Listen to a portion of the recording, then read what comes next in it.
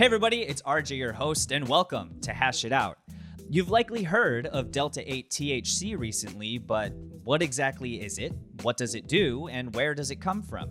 In this episode, I'll be speaking with Zach Dorsett to clarify the questions and controversies surrounding Delta-8. We'll also break down Delta-8 and CBD on a molecular level to better understand how it affects the human body, as well as discuss how it affects the broader hemp and cannabis industry and the latest legislative actions taken against Delta-8 in states across the US. Without further ado, let's hash it out. My guest today is an owner of the Colorado-based hemp company Blue Forest Farms. Welcome to the show, Jack Dorsett. How's it going, my man? Oh, doing so well. We're getting blessed with some pretty nice weather in Colorado. Definitely a great time to visit, now through forever. So Okay. I'm just enjoying the Okay. sunshine, and we got a little bit of rain. We had a snow last week, but it was just Wow. like a little dusting, let us know, we're still up at these heights. We're still up at these heights. We're still elevated. You got to We're keep it still elevated. elevated. Yeah, Hey, that's man, my by the time this episode comes out, I will be probably in line for my second dose. So 2 weeks after that, you'll catch me in Colorado, man. I oh love man. it out there. I don't get out there nearly as much as I want to. Oh, we're gonna spoil you when you come out for sure. I'm gonna hook you up all kinds of good hemp Ah, goodies I and mean, hook you up with all the good places to go and eat that are still open, still kicking. I mean, how could I turn down that offer? You know what I mean? That's what's up. I love that. Hey, man, thanks And so we may much have for some taking. plants Oh, good, good. to I show you. love that. Yeah, so we can take you around our garden.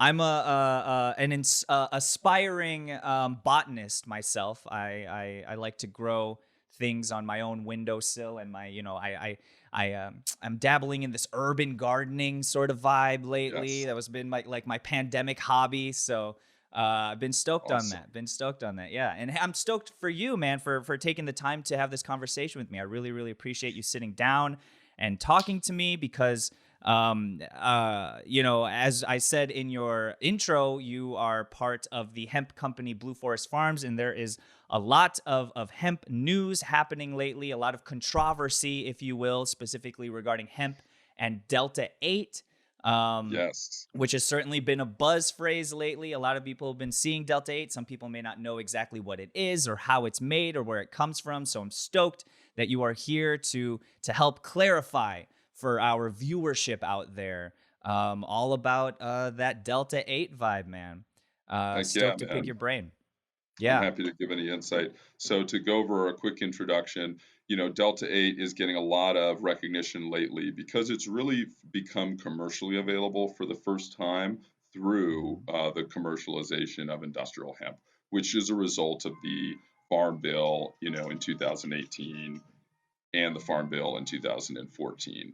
And so we've been working with Delta-8 in the marijuana industry and as marijuana patients and activists, for probably as long as we've been working with the cannabis plant, so thousands of years. It's a natural cannabinoid and constituent compound of hemp and cannabis.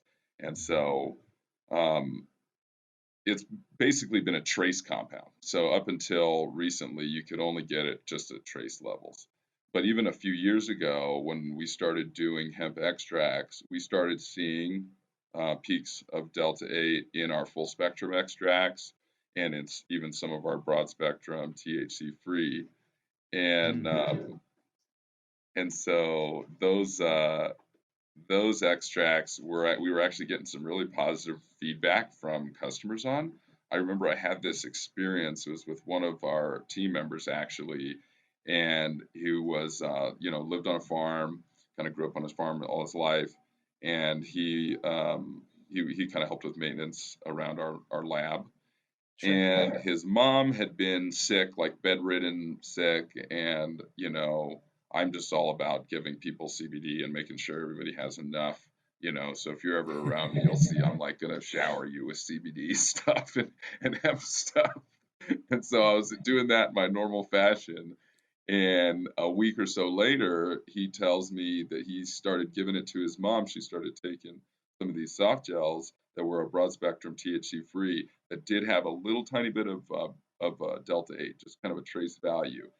And the results that she was getting, like it was night and day. I mean, she was bedridden to like out in the lawn, mowing the lawn, gardening, just participating in the family. I mean, it just really turned her around, and they were just blown away by that. And I mean, I always love hearing those stories about, the life-changing effect that cannabis is having on people, because at the end of the day, all this excitement and all this buzz and all this market activity, from farming all the way to consumer product development, it's all fueled by that power, by the life-changing experiences that people are having, like on a day-to-day basis with the plant and with these the things that the plant has to offer. And so Delta-8 is a big one. I didn't see it coming like this, man. But it's like now that it's here, I understand it. And so, I mean, so if you look at the research, basically Delta-8 is what's called a stereoisomer. So it is composed of the exact same atomic elements as both CBD and THC, Delta-9 THC. So it's what's called a stereoisomer. And its arrangement of those atoms, its atomic structure is very similar to both CBD and THC. It's more similar to THC than CBD. And the distinction between CBD and THC is basically the closure of that third pyrene ring, and so CBD has two closed pyrene rings in it, and then it's got a sort of an open structure, almost ring at the bottom if you look at the molecule. And then THC, it's closed up. And, from a chemical perspective, from a molecular perspective, that THC molecule is a little more stable. And we've seen in research where CBD and in our own processing, where CBD will actually isomerize, into THC, both Delta-8 and Delta-9, all on its own through oxidative, thermal, and enzymatic processes. And so that's something that we've known about for a number of years. There's a famous study, I think got published in 2018, maybe it was 2017, but it did some in vitro studies that basically simulated the human digestive system and determined that the hydrochloric acid environment of our stomachs is enough to actually isomerize pure CBD into small amounts of pure CBD into THC, both Delta-8 and Delta-9. And so, that's a mode of action that we've been aware of in the industry for a long time. And I think, it's really now just being exploited through, genetics, creating hemp varieties that are promoting that enzymatic process, right, to isomerize from CBD to Delta-8. And then in some cases, I'm hearing labs are actually engaging that process, in their labs, right? Which is where it gets a little bit controversial, I think. Totally. But yes, I mean, it's pretty exciting from a therapeutic benefit standpoint. Delta-8 THC has about a sixth the binding affinity to that CB1 receptor in your brain, which facilitates the psychotropic effects, psychoactive effects of THC. And so, in layman's terms, what that means is it has about a sixth the potency, or psychoactivity of Delta-9 THC. And so that's pretty exciting. The effect that's having on consumers is that they're saying that it doesn't cause like the anxiety and paranoia and some of the other unpleasant effects of THC. It also seems like that sort of dosage threshold, for people is a lot wider. It's a lot higher than with Delta-9 THC because of that lower binding affinity. And so people are more apt to have a sort of pleasant or normal experience, as opposed to, I don't know if you've ever heard of someone getting greened or Green fever, effectively yeah. overdosing, right, on marijuana, which basically you fall asleep. But it can be really unpleasant, right? Until that moment, Sure. and Yeah. that's part Oh, of the dosage threshold, for Delta-9 THC, because it's so potent and such a good binding receptor. It's very good at binding to that CB1 receptor. It basically has a higher, a lower threshold. It's easier to hit that kind of threshold where you're no longer having a good time. You've kind of overloaded that receptor system or whatever, and now you're ready to go to bed. sure. Oh, I've been there a couple times. Yeah, I've definitely found the green fever every now and again. Um, I want to ask you. You mentioned that, and we both kind of mentioned that Delta-8 has kind of become a focus of controversy for a lot of people.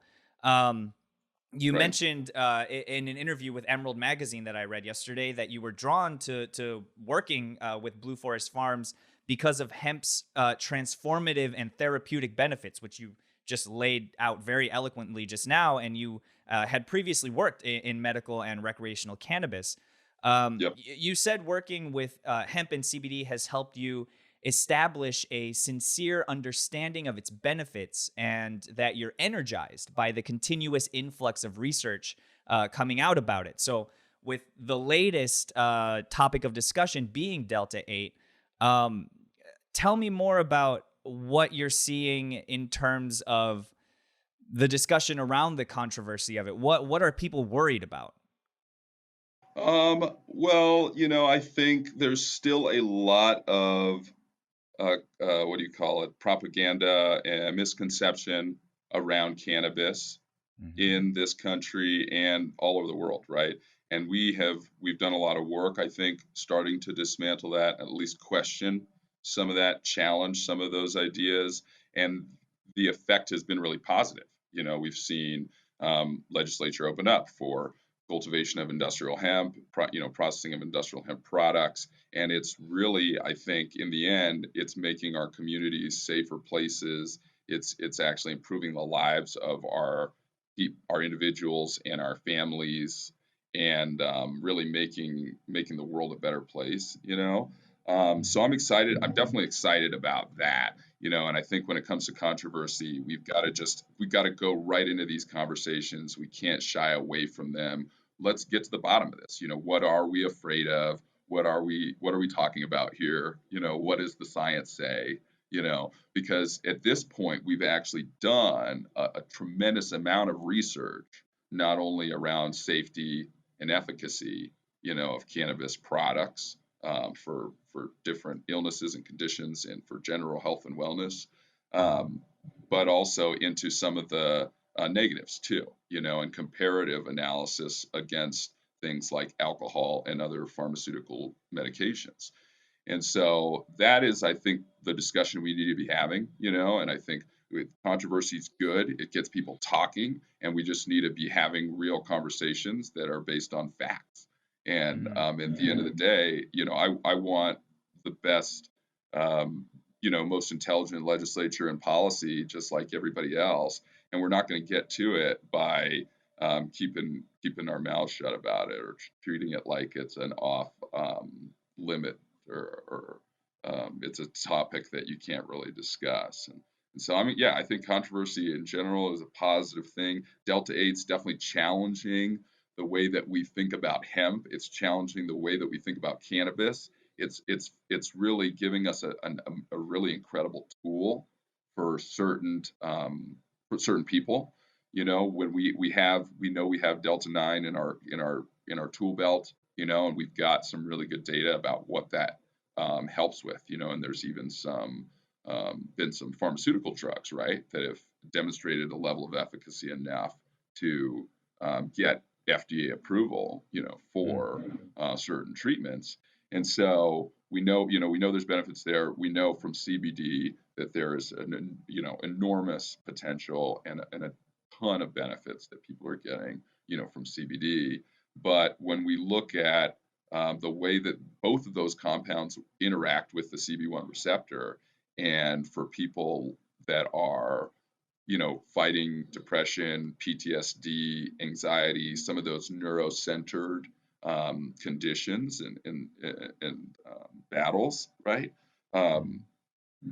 Delta-8 gives us a tool that neither of those other alternatives, can really do. And I don't know. I mean, so Delta-9 is basically a full antagonist of CB1, or it's a much heavier antagonist for the CB1 receptor, which means that it not only occupies that site in the brain or in your neurology, but it actually initiates some of the processes, right, that are controlled through that receptor system. And just to give you an example, a couple of the two that I'm aware of. So one is like the GPR18 receptor, which is a G protein coupled receptor that basically interfaces, with the cannabinoid receptor system, and it is responsible for facilitating the inflammatory response. So the inflammatory response is essentially an autoimmune function, right? And on a cellular level, what it looks like is that G protein receptor actually converts a G protein that it's holding on board for this purpose, converts this G protein as a signaling mechanism and sends it into the cells adjacent to it. And those cells accept that G protein and basically do the same thing. And it initiates a whole bunch of autoimmune functions, including, increased moisture retention and increased circulation and immune cells coming into the scene, right, to fight off a bacterial infection or some kind of external stimuli, right? So that's what inflammation is on a cellular level, and CBD, now we know CBD effectively, when it inhabits that receptor site, that's cannabinoid receptor site, it inhibits that protein conversion process and basically on a cellular level inhibits the inflammation and inflammatory response. And that's how it facilitates anti-inflammation. And so I don't know, I kind of went on a tangent there, but the point is now we're learning so much about the mode of action, that phytocannabinoids are using to provide therapeutic benefits, and that your own endocannabinoid system is using to modulate your autoimmune, neurological, and metabolic processes. And so it's just exciting. The other receptor that we now have some evidence that cannabinoids directly interact with is the GPR119 receptor, which is actually responsible for the blood sugar response system. So not production, but essentially modulation of production and release of insulin. And so that is suspected to be the mode of action. It hasn't been proven yet, but that some of the minor cannabinoids, CBDV and THCV, can facilitate some of their blood sugar control mechanisms and metabolic control mechanisms. Wow, that's so fascinating. That must be so fascinating for you to see this all of this research coming out just like continually throughout. I mean, in the past year alone, let alone, ever since 2018 when the Farm Bill was passed, you have a very rich history, as our listeners and our viewers can already tell based on all that you've shared, all the information that you've shared in hemp and CBD. In 2018, you joined Blue Forest Farms and co-founded BFF Hemp, which is the company's line of hemp wellness products. Right. You're also the owner and operator of Ecclesias Extracts, right? Which Yes. is a commercial extraction facility. And you're also the author of a children's book called A Hemp Story, which encourages families to explore the world-changing power of hemp. So you certainly are in the middle of this world, right? You mentioned before we started recording that being involved with BFF Hemp means that you literally have your hands on every product before it leaves the facility, right? Yeah. And the controversy has already sparked action in state legislatures with 12 states here that have already implemented Delta-8 bans. In alphabetical order, we got Alaska, Arizona, Arkansas, Colorado, Delaware, Kentucky, Idaho, Iowa, Mississippi, Montana, Rhode Island, and Utah, with other bans in consideration in Alabama, North Dakota, and Oregon, right? Mhm. Marielle Weintraub, she's the president of the U.S. Hemp Authority. She said that, quote, Delta-8 makes her so angry Oh. because it contradicts what she says. She was quoted saying, the 2018 Farm Bill was passed with the understanding that hemp is nourishing. Hemp can be food, used in supplements, used in fiber or grain, and is not intoxicating. Mm. So, what are your thoughts on all of that, and how do you think Delta-8 may impact the wider hemp industry, whether it be in a good way or potentially in a harmful way? Yeah, I mean, I could certainly see why, if you're involved in policy, how Delta can make you really angry. Right. Basically because it presents an insurmountable challenge to the hemp industry. And I do mean insurmountable because we work with on Blue Forest Farms, we supply hemp seed to about 4% of the hemp farmers in the country. And so we work with farmers every day that are trying to grow this crop. And the limitations on Delta-9 THC and what's called total THC, which is a calculations that's determined by the THCA values and the Delta-9 THCA values, presents an extremely high barrier for Mm. entry for genetics that you can grow. Right now, we're growing hemp, we're growing maybe 1% of the hemp cultivars that are out there, of the natural landrace varieties that are growing on this planet and that have been growing for thousands of years. We're working with 1% of them because of that barrier of entry that says you can only grow hemp if it meets the requirements of 0.3% delta 9 THC, delta and plus THCA. If you included Delta-8 THC in that equation, it's impossible to grow hemp. Even those varieties that we're growing right now, if you tried to say, okay, you got to include Delta-8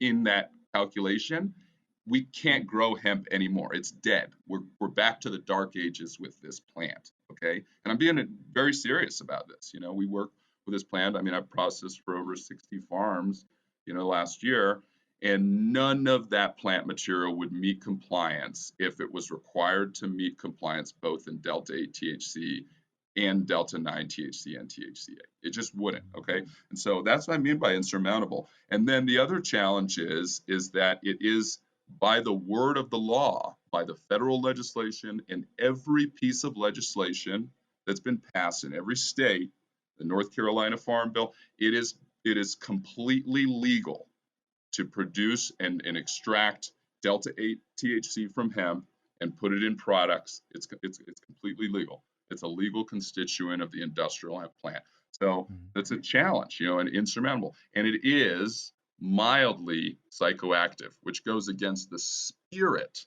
of the law, the unspoken spirit of the law, which I'll say unspoken because it's a spirit in me. That was my understanding. And it was obviously a spirit in, I'm sorry, the young lady's name. Marielle Weintraub, the president of the U.S. Hemp Authority. And it's a spirit in Marielle Weintraub. But the one of the beautiful things about us, the spirit of the law, is that it's in all of us, right? It's something that we all agree on. And so I think that, and sometimes it changes, right? Sometimes that's the point, is we have the word of the law to embody that spirit and bring it into the current situation and circumstance, and that's a controversial issue in of itself, right? Lawmakers have been arguing, one direction or another, right, of whether laws are to be interpreted by their, strict doctrine of their word, or or are they open to interpretation based on the circumstance, right? That's like the original law argument, and so I'm not going to pretend to know the answer to that question, but I'm excited that that dialogue's happening, and I'm excited to engage in it. I think what I challenge Marielle to consider is that, with the one, people have been getting the benefits of Delta-8 for thousands of years, not the 6 years we've been working with hemp, is the hemp program, thousands of years. We've looked at, they've got analytical data from samples they found in Israel from like 2,000 years BC, right, in the altar, that still showed up HPLC as CBD and THC. So it's like indisputed, right? We've been working with this plant for thousands of years, not to mention all the other body of evidence. But yeah, so that's the first thing, is we've been working with this. This has been part of the benefit. This has been part of the entourage effect.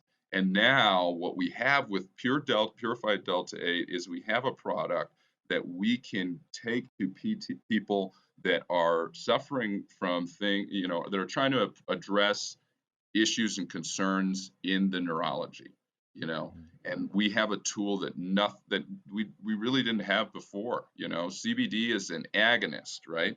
And so what it doesn't provide any of those therapeutic benefits, that you can get through facilitated response in the CB1 receptor. And with a low binding affinity, that we get with Delta-8 THC, it really offers this incredible and unique tool that we just didn't have before. And I really encourage everybody to start using it and experimenting with it. I think a lot of people that are afraid of it haven't actually tried it. And for a compound that has exceptional safety thresholds, I mean, you're good to go out and try something that's got good test results, that comes from a reputable company, that you trust. You're good to go out and try these. These are safe. These are the compounds we've been using for thousands of years.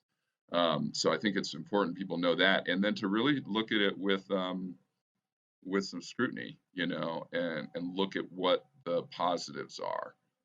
Because I think you're right, if you look at it from a policy standpoint, if you look at it from a legislative standpoint, it prevents some pretty big challenges for us as an industry. But at the same time, too, I mean, we're on the edge of national decriminalization, legalization of marijuana.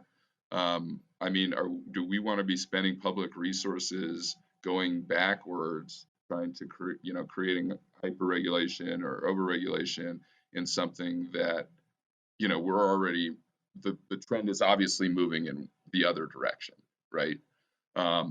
And I mean, when we talk about safety, intoxication is one of those worms that I would not use for cannabis at all.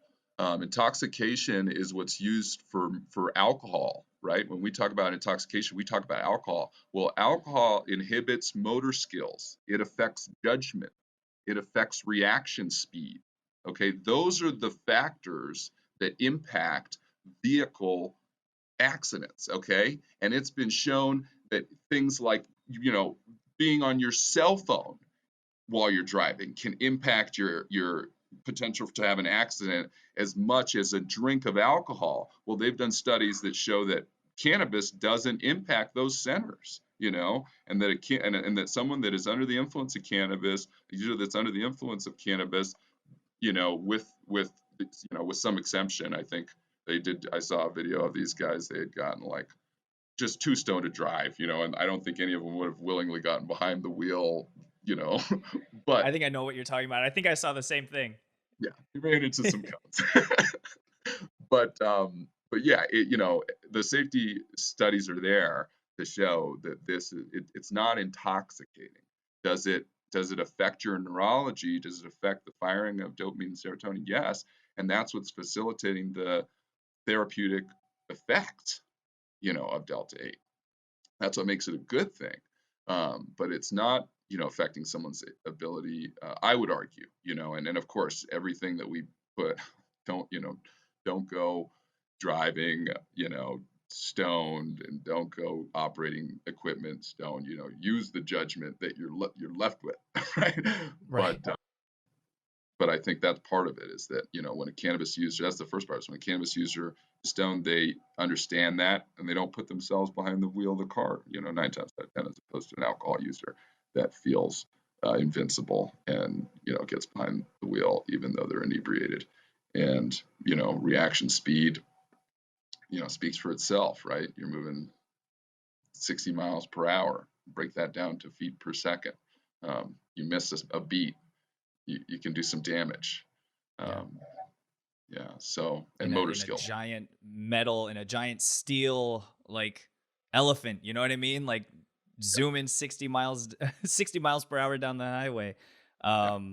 Yeah, man, there's so much happening right now in the world of hemp and the world of Delta-8. It certainly seems like it's almost for better or for worse, depending on how you look at it, has been sort of flipped on its head. And there's this renewed controversy, which you said, controversial or not, it gets the conversation going. It gets people talking about it. It gets people interested in it and interested in learning about it on a scientific level, which I am grateful for you coming on the show today to provide some of that insight and to clarify not only what Delta-8 is and where it comes from, but also, the discussion swirling around it, certainly, and whether it comes to legislative measures or health and wellness discussions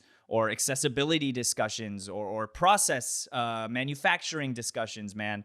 There's so much going on, and it's fascinating to keep an eye on it, man. And I am so grateful for you to offer your perspective on the show today, and for your time. Yeah, please. Sorry, I just had one other thought. Speaking of those bans, and I've gone through. I spent some time the last few days, kind of preparing for this, to just going through some of the legislature and really trying to get a picture. And now I'm not an attorney, so I want to be really clear. Nothing I'm stating is any type of bona fide legal advice. But my understanding is that the bans that are related to Delta-8 THC strictly are banning the sort of synthesis of Delta-8 THC, and they don't actually affect times when Delta-8 THC is naturally occurring in the plant, naturally occurring in extracts, and even isolated from those extracts using advanced separation technology, which is something that some companies in the space have been doing for several years now. So it's a little bit, when they say bans, when I look at the Colorado legislature, which is Senate Bill, I was going to force, I want to say, you're going to have to cut this out, but 415. No worries. Senate Bill 415. But the Senate bill basically outlaws any type of synthesis of cannabinoid compounds, synthetic cannabinoid compounds, which inadvertently or covers the conversion of CBD to Delta-8 THC, which is how some people are getting their Delta-8. But it's not the only way. Delta-8's naturally occurring in the plant. It's produced, through enzymatic, oxidative, and thermal degradation. And so there are you can use advanced separation to basically isolate that which is naturally occurring. And to my knowledge, none of the bans yet, except for the one that's up for debate in Alabama right now, which is a brand new piece of legislature, is affecting that. It's really just kind of old legislature. It's kind of the same thing that was happening with CBD when hemp first got legalized. Because CBD was listed as a bona fide constituent compound of marijuana in archaic legislature, there was all kinds of laws all over the country that basically, explicitly or inadvertently banned CBD and hemp, right, as kind of because they lumped them in with marijuana, right? And we had to go through and change all those laws, all those policies in order to really get it. And so some of that's what's going on, and some of it is pushback, which is what I'm understanding is happening in Alabama, which is where people have said, we see this going on in our communities. We don't want this happening. Let's, put it to a vote, and then through state assembly or through a popular vote, they're going to decide whether they want to outlaw this new, piece of the industry. And I hope they don't. I kind of don't think they will. I think it's a cruel thing to do to farmers and to processors, and it punishes people for no reason. Right. And doesn't really present a threat, obviously. I mean, otherwise the news headlines would be Delta-8 guy hurt self or whatever. You know what I mean? Like, if they had anything at all, they would be flashing it. Right. But it's all just fear based on, propaganda. And totally. we got to work through it. If there's one thing I learned from Dr. Ian Malcolm from the classic film Jurassic Park, it's life finds a way. So we will certainly be keeping an eye on this, man. And thank you so much for all of the work that you're doing in, not only getting your hands on the hemp products at BFF, but also getting your hands into this discussion and into this this idea of clarifying, the sort of mysticism that is around Delta-8 lately. It's certainly a rising topic with a lot of questions that have yet to be answered, and I appreciate you coming on here and offering your perspective and hopefully clearing things up for a lot of viewers and listeners out there who may be curious and are looking for this sort of information. I think it's really important, especially now in the height of this conversation, or in the height of this, this debate, this controversy, to get this information out to the people, man. So Zach Dorsett, man, thank you so much again for your time. I really, really appreciate it. And hey, we'll rehash it out in person in Colorado sometimes. I would love to get my hands in the dirt alongside you, man. That'd be great. Heck yeah, let's do it. And hey, let me make sure that I get a good mailing address for you, RJ, so we can get you some goodies of our products. You can try some stuff in the meantime. Totally. Yeah, we'll do that off air in just a second, man. Okay, cool. Sorry. Yeah, it sounds good. No, you're fine, man. You're fine. Zach Dorsett, thank you so much again. I really, really appreciate it. And thank you all out there for listening and watching and liking and commenting and subscribing. I am your host, RJ Balde, as always. Thank you for watching Hash It Out, and we'll catch you next time. Peace out. Hey, everybody. Thanks for checking out our channel. Click here to watch another episode of Hash It Out. To find more cannabis industry reporting, insider stories, and to stay up to date on the latest trends, make sure to subscribe and keep up with our Trichomes community app. Download it now for free, and we'll see you there.